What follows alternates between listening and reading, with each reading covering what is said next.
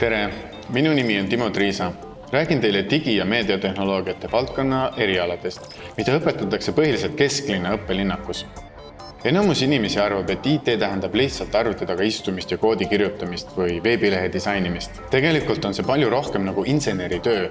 Mõned insenerid ehitavad maju, sildu ja tehaseid, IT-inimesed ehitavad aga hoopis esmapilgul nähtamatut digitaalset maailma. Kui sa vaatad telefonis videot üle mobiilse interneti või maksad poes kaardi või telefoniga, siis tegelikult liigub info sekunditega läbi mobiilvõrkude, ruuterite, serverite ja programmide.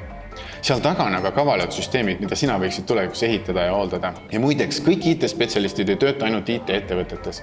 Tegelikult lähevad nad väga paljudesse erinevatesse valdkondadesse, näiteks kaubandusse, meditsiini, finantsi, logistikasse, autotööstusesse. Ehk IT on kõikjal ja kõigega seotud.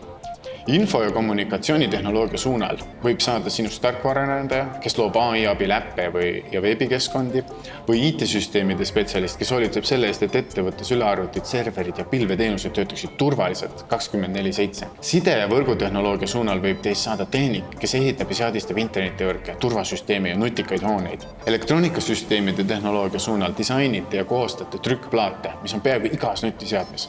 Mõnikord käsitsi, mõnikord tootmismasinate abil. Aga kogu töö algab ühest küsimusest. Mis probleemi on vaja lahendada? Räägitakse kliendiga, tehakse plaan ja eelarve, alles siis ehitatakse lahendus. Seega IT ei tähenda mitte ainult arvutid, see tähendab ka tööd inimlike probleemidega. Ja nagu paljudes insenerialades tuleb veel kasuks igasugune huvi matemaatika ja loogika vastu. Kohtume Tehno Tallinnas.